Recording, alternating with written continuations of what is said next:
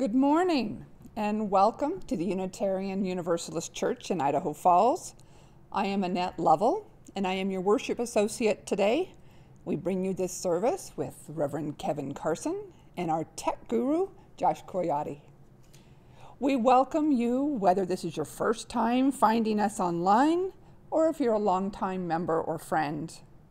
We welcome you with open hearts and open minds as we journey together building this spiritual home.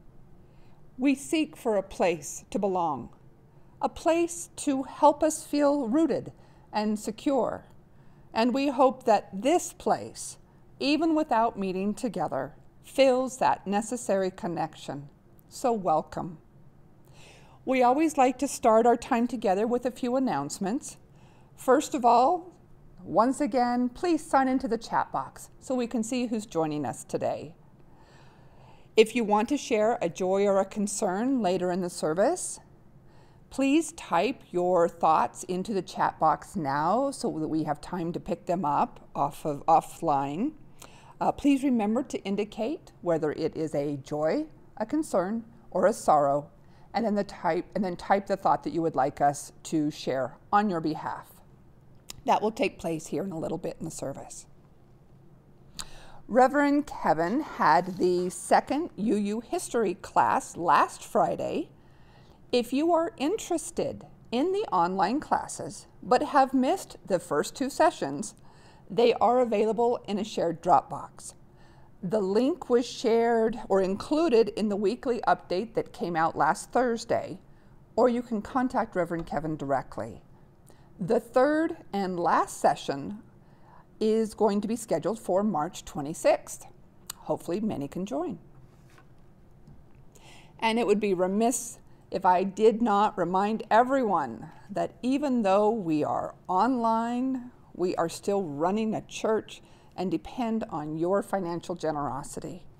I encourage you to find the time to visit our website, find the Give button in the upper right-hand corner, and pay via PayPal, or write that very generous check and just throw it in the mail to our P.O. box. Once again, all and any monetary donations are gratefully received. And now that all the business of our announcements are over, let us prepare for worship with a few moments to settle in, calm our hearts, our minds, and our breathing. Let go of unreachable expectations placed on you by others and those you place on yourself. Just breathe. Let go of shame and guilt and open yourself up to the possibility of forgiveness and love. Breathe. Let go of the mistakes you made yesterday. Let go of the things you dread next week. Be here in this moment. Just breathe. And I will ring the peace bowl 3 times.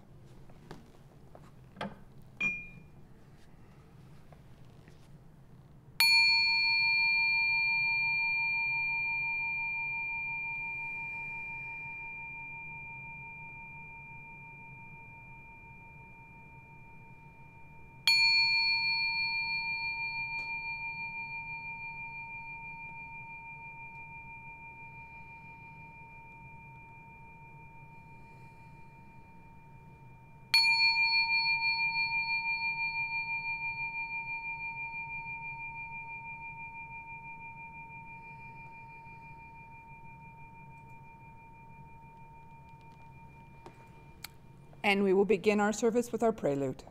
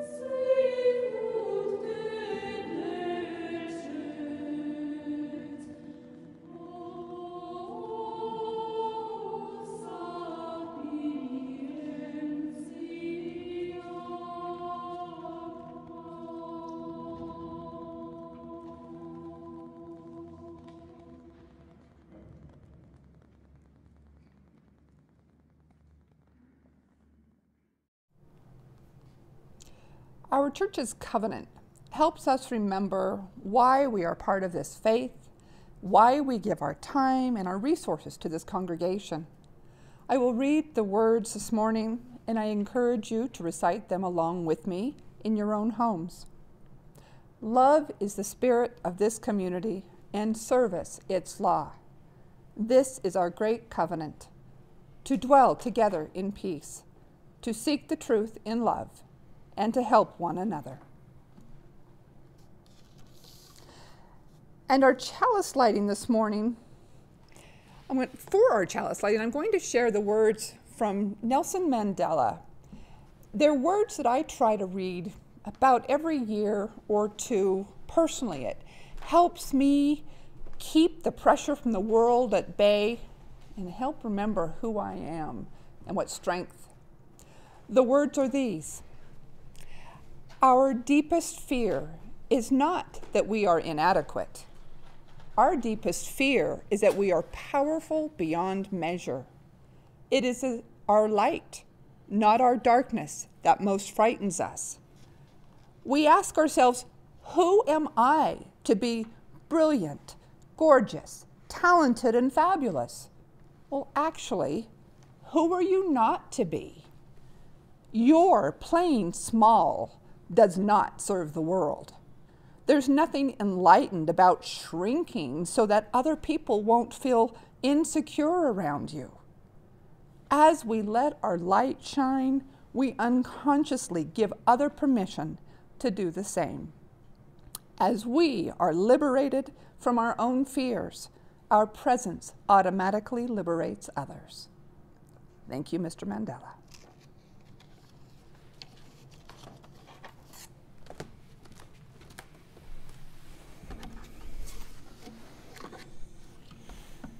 Good morning. Our call to worship comes from Hildegard of Bingen. I, the fiery life of divine essence, am a flame beyond the beauty of the meadows. I gleam in the waters. I burn in the sun, moon, and the stars. With every breeze, as with invisible light that contains everything, I awaken everything to life. I am the breeze that nurtures all things green. I encourage blossoms to flourish with ripening fruits. I am rain coming from the dew that causes the grasses to laugh with the joy of life. I invite you to join in our opening hymn, number 38, Morning Has Broken.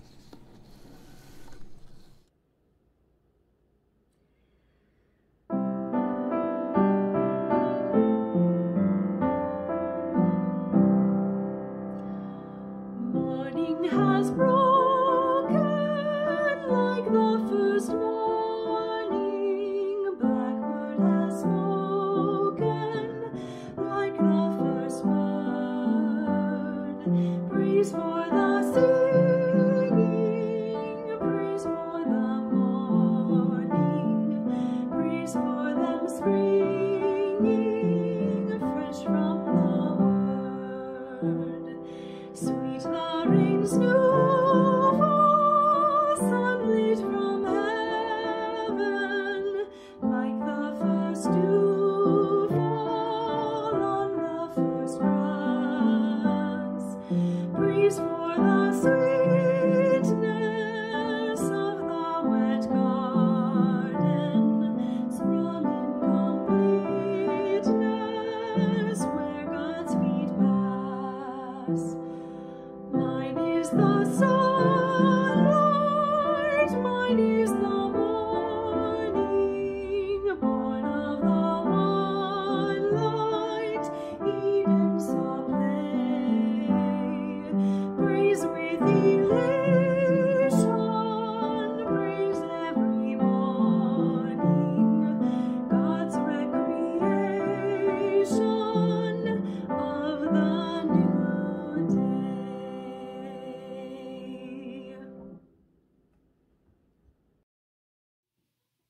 Today's Time for All Ages, as read by Elizabeth Coyote, is The Mystic and the Scientist, from Spirit in Practice on Tapestry of Faith. One day a religious man approached a mystic and asked, "Does God exist?" "Allow me to go within for an answer," the mystic replied. After meditating for quite some time, expanding her heart consciousness to embrace the totality of existence, she answered, "I do not know what you mean by the word God, but I do know that this world is more mysterious and more wonderful than I could ever imagine. I know that you and I are part of something so much larger than our own lives. Perhaps this something larger is what you seek." Then the religious man approached a scientist. "Does God exist?" he asked. "Let me think," the scientist replied. And so she thought. She thought about the vastness of the universe, 156 billion light years, or something like 936 billion trillion miles in diameter, and the almost immeasurable smallness of a quark. She thought of how the energy of the Big Bang fuels the beating of her own heart. And then she answered, "I do not know what you mean by the word God, but I do know that this world is more mysterious and more wonderful than I could ever imagine. I know that you and I are part of something so much larger than our own lives. Perhaps this something larger is what you seek." The religious man then thought to himself. He thought of what he knows and what he does not know. He thought about how he knows what he knows and how he knows he doesn't know what he doesn't know. He thought about his experiences of the world and how it is but one tiny infinitesimal fraction of all experience. He thought about his dependence on forces larger than himself, and he thought about the interdependence of all existence. He experienced wonder and pondered mystery, and then he knew. He knew in his soul the truth of what the mystic and the scientist said, that he is part of something so much larger than his own life. And then, only then, did he think about what he'd call it. The end.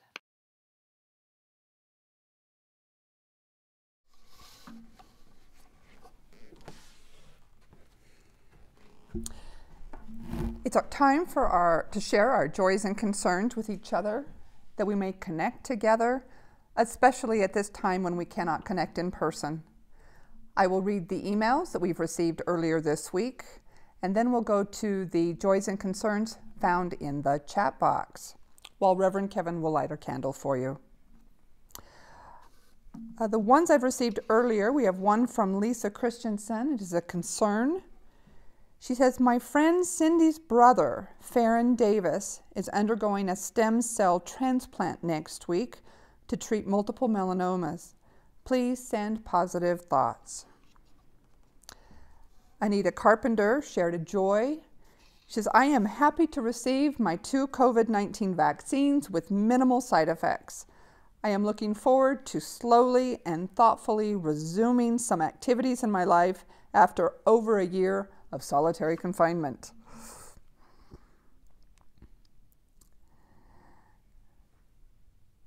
And I cannot get to my chats. How about you, Josh? Do we have any chats today? Oh, there they are.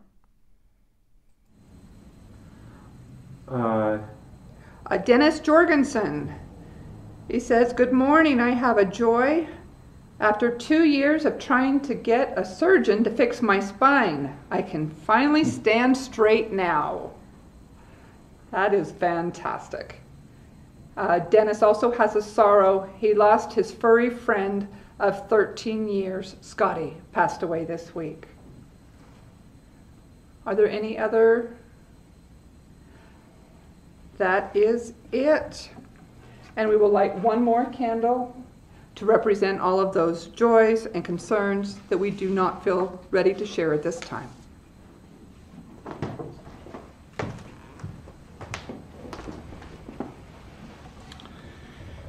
Our reading this morning is an excerpt from the introduction to a modern edition of the Scivias by Hildegard of Bingen. The introduction was written by Barbara J. Newman. Saint Hildegard, who lived between the years 1098 and 1179, founder and first abbess of the Benedictine community of Bingen, is one of the most fascinating spiritual figures of the 12th century. The bearer of a unique and visionary charism, she was also a prophet in the Old Testament tradition, the first in a long line of prophetically and politically active women, yet at the same time a representative of the German Benedictine aristocracy in its heyday.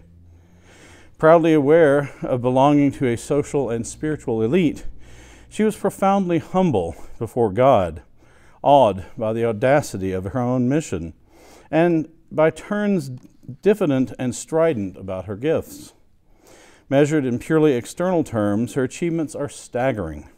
Although she did not begin to write until her 43rd year, Hildegard was the author of a massive trilogy that combines Christian doctrine and ethics with cosmology, a compendious encyclopedia of medicine and natural science, a correspondence comprising several hundred letters to people in every stratum, 2 saints' lives, several occasional writings, and not least a body of exquisite music that includes 70 liturgical songs and the first known morality play.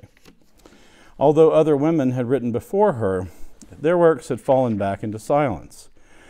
We must not underestimate the courage she needed as the first woman, to the best of her knowledge, to take up wax tablets and stylus in the name of God. Even greater, perhaps, was the daring required to embark on her career as a public preacher of monastic and clerical reform. The mission led her to undertake 4 prolonged preaching tours, beginning at the age of 60. She spoke mainly to monastic communities, but on occasion addressed clergy and laity together in the public squares. In the meantime, she continued to guide and administer 2 nunneries she had founded, the first despite strong opposition from her abbot. Its daughter house, located in the Rhineland village of Eibingen, is still thriving today. To her contemporaries, Hildegard was the Sibyl of the Rhine, an oracle they sought out for advice on everything from marital problems and health troubles to the ultimate fate of their souls. Often she gave her advice unsought, most notably to her patron, the Emperor Frederick Barbarossa, whom she rebuked fiercely for his role in the German papal schism. Her books enjoyed a modest circulation and a widespread notoriety.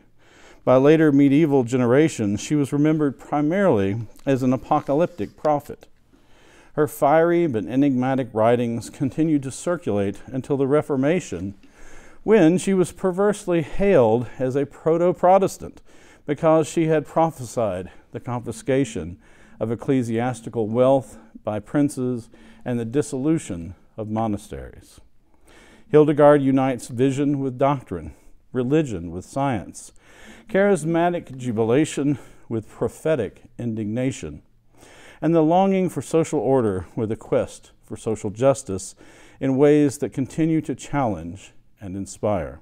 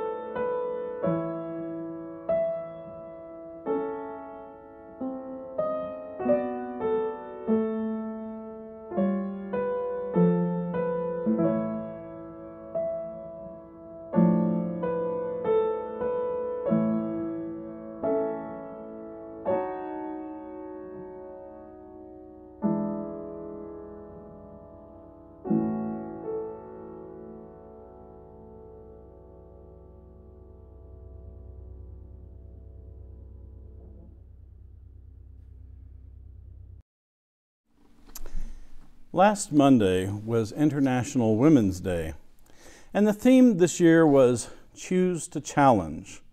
So I thought this week would be a perfect occasion to celebrate the life of Hildegard of Bingen, the medieval mystic and polymath, who was a woman who challenged both traditional gender roles and the authority of the church during her amazing life. As Unitarian Universalists, we may not revere Saint Hildegard as she is known in the Roman Catholic Church, but since we freely explore the wealth of spirituality produced by the long human journey in our search for truth and meaning, I suggest that the mysticism of Hildegard is a spirituality that would be worthy of your exploration. I say this although it is hard to generalize about what we believe as you use, because I think Hildegard was one of those rare historical teachers that aligns well with our approach to faith. Her spirituality resonates with my favorite characterization of Unitarian Universalists, which comes from the now retired minister, Reverend Tom Owen Toll, who said, "We are free-thinking mystics with hands." As he explained, as bona fide mystics, the substance of our faith points to an ineffable yet undeniable connection with sacrality, both mysterious and sustaining. Unitarian Universalists proclaim two main convictions. Our lives are embraced by a mystery that is gracious and trustworthy, and our human fulfillment lies in surrendering to it. Free-thinking mystics with hands. I agree, and I really like that characterization. It is a great way to describe the connection we feel between the sacred mystery of existence and the work of justice and love that we must do as human beings. It reminds me of the old Shaker saying, "Hands to work, hearts to God." Even though Hildegard lived over 800 years ago, it is amazing how fresh and timely her teachings can seem for us as modern spiritual seekers. They are spiritually and ecologically rich, and they wholeheartedly embrace the mystery and surrender that Tom Owen Toll describes. For Hildegard, the sacred was present all around us in the unfolding creativity of the world, and her mysticism was reinforced throughout her life in recurring ecstatic visions. According to tradition, she first began to experience these visions about the age of 3, and they became more frequent after she had become an abbess approaching middle age. In the year 1141, when she was 43 years old, she began describing her visions to scribes and artists who assisted her over the next 10 years in creating her first theological work, the Scivias, which means knowing the ways. It is a remarkable work of over 150,000 words in Latin that combines imagery, poetry, and theological thoughts, and 35 illustrations. The words of our call to worship today were from the Scivias. And while her theology and metaphor were firmly rooted in the Western Christian tradition, her emphasis on the incarnation of God in one interdependent cosmos opens her mystic theology to a broader spiritual audience. She saw that our sacredness was inextricably bound to our relationships to each other and to creation, and that sin and evil were indicative of broken relationships. Creation was original blessing, and it was good and green. It was alive with a creative force that she called viriditas, or greening. The world was filled with the light of God, but it was not a light shining down from on high, but light shining from within and through. God was not just the creator, but the ongoing creativity in the universe. In her visions, she heard God speaking, "I, the fiery life of divine essence, am a flame beyond the beauty of the meadows. I gleam in the waters. I burn in the sun, moon, and the stars, with every breeze, and as with invisible light that contains everything, I awaken everything to life. The illustrations in Scivias are particularly interesting, and they are unlike any other artwork I have seen from medieval times. Some of them can only be described as cosmic mandalas, reminiscent of those you see in Tibetan Buddhism, which contain symbolic ranks of angels and incarnational images. Other illustrations have a surrealist quality that reminds me of the paintings of Marc Chagall. I believe any of these illustrations would look right at home in a museum of modern art, and you should check them out online when you get a chance. It is thought that Hildegard herself did not paint the illustrations, or as they are often called, illuminations. Rather, she directed their creation to unknown artists from the region. And like any good mandala, these illustrations are probably much more effective in conveying her mystical visions than words. Art touches us on a deeply symbolic level that allows more freedom of interpretation. But Hildegard's mystic visions were only part of her story. She was a composer of beautiful liturgical music, like you heard in our gathering music and prelude. She felt music was another way of expressing the creative flow of the Spirit through her into the world. And she is revered by many as the patron saint of music. She also saw the revelation of the divine in the natural world in much the same way that Emerson, Thoreau, and other transcendentalists would 700 years later. She often used natural images in her poetry, and she became an expert in the science of the day. She was a healer and published books on herbology and medicine that would become used for centuries afterwards, listing over 2,000 remedies for various ailments, many of which are being re-examined today. Her scientific work alone is enough to include her in any list of noteworthy thinkers of the 12th century, and it was certainly part of her theological formation. At home, I have a wonderful icon of Hildegard painted by the contemporary artist Robert Lentz, who was a Franciscan friar. And in the icon, Hildegard is shown dressed in traditional Benedictine habit and holding a bowl and medicinal plant, and you often see this in her iconography. But there is much more to her story still.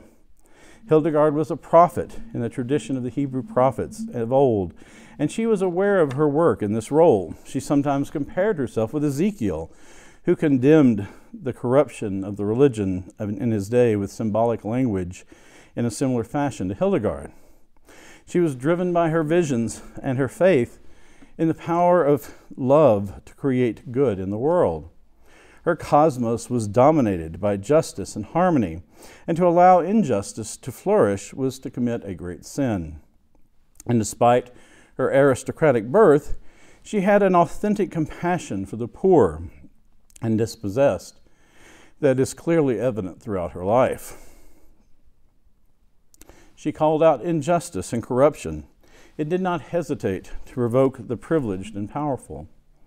Especially in her later years, she castigated monks, abbots, archbishops, popes, and princes, even the German Emperor Frederick Barbarossa. She was indeed a free-thinking mystic with hands, if ever there was one. And she became the model for generations of politically engaged mystics who followed, including Francis of Assisi and Meister Eckhart. But as with other visionaries and prophets, we must be careful not to project too much of our contemporary values, ethics, and motivations onto the real historical Hildegard who lived in 12th century Germany.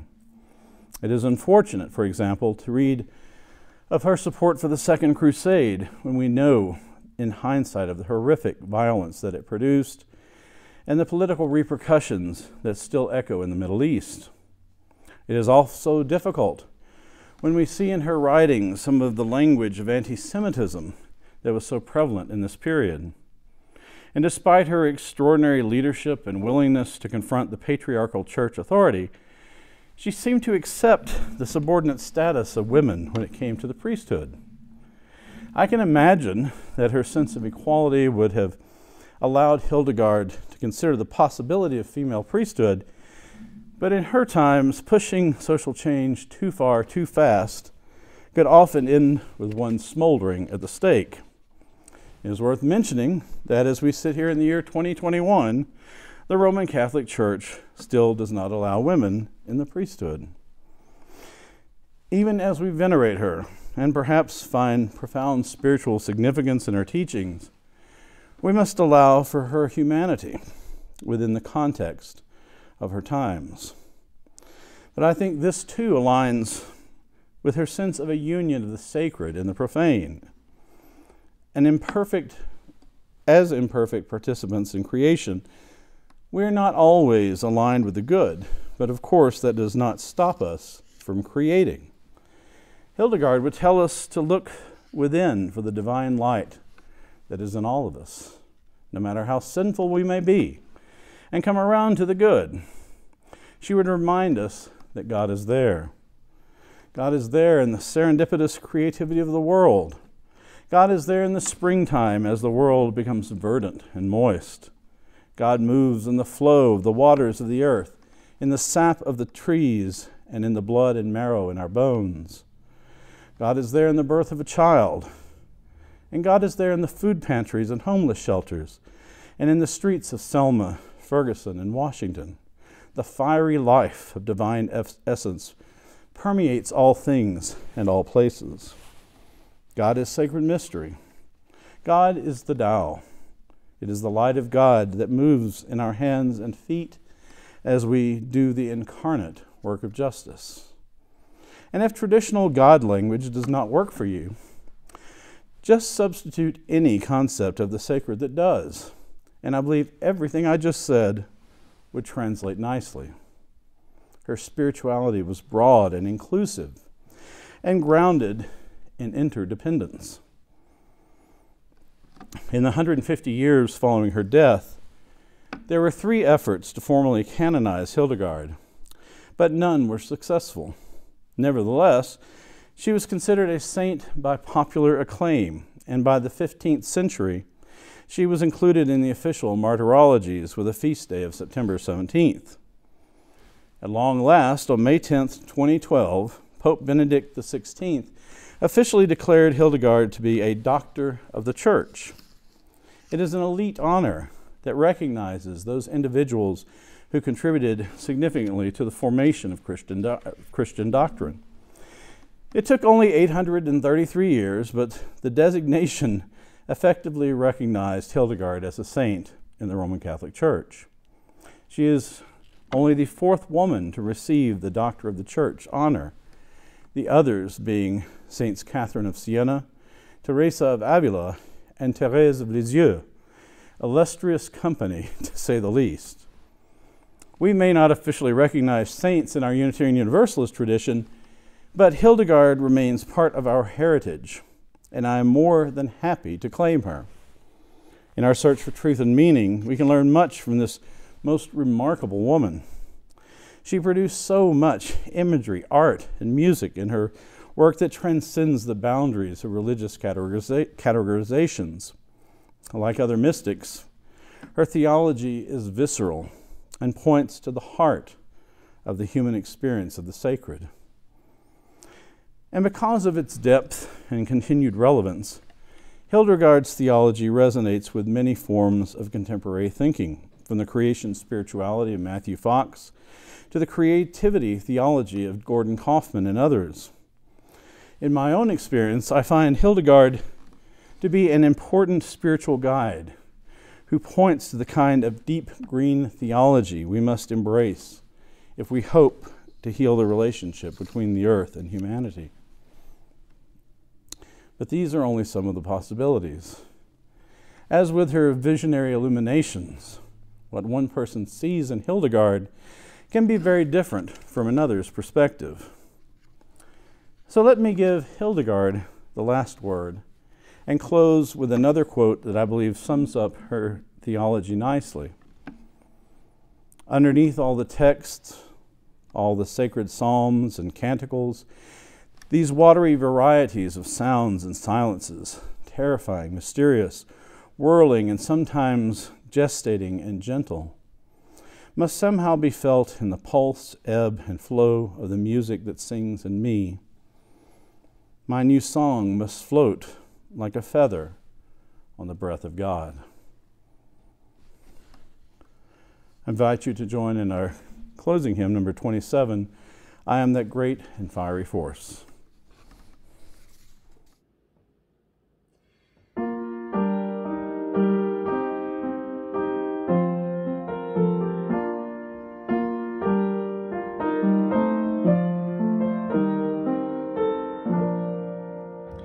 I am that great and fiery force, sparkling in everything that lives, in shining on the river's course, in greening grass that glory gives.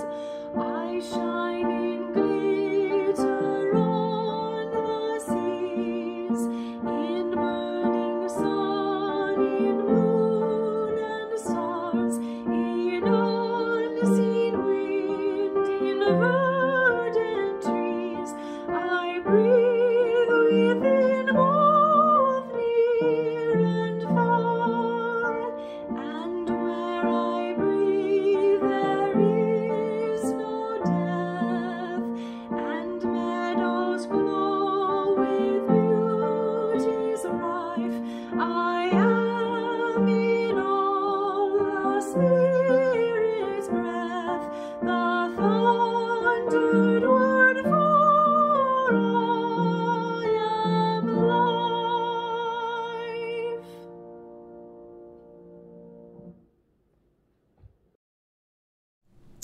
Our closing words are the English translation of our prelude this morning, O Virtus Sapientiae, by Hildegard of Bingen. O strength of wisdom, who circled, enclosing all in one life-giving path. 3 wings you have. One soars to the heights, one distills its essence upon the earth, and the third is everywhere. Praise to you as is fitting, O wisdom.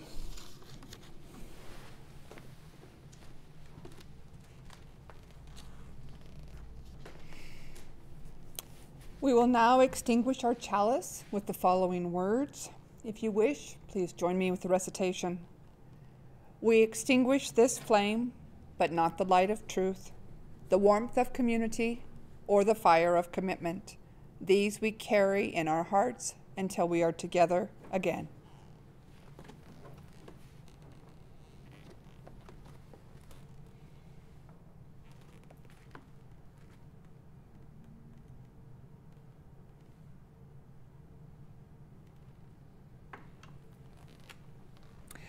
And please join us for our virtual coffee hour directly after the service. The link was included in today's order of service. It is time for our postlude. Be safe and be well, and happy Pi Day.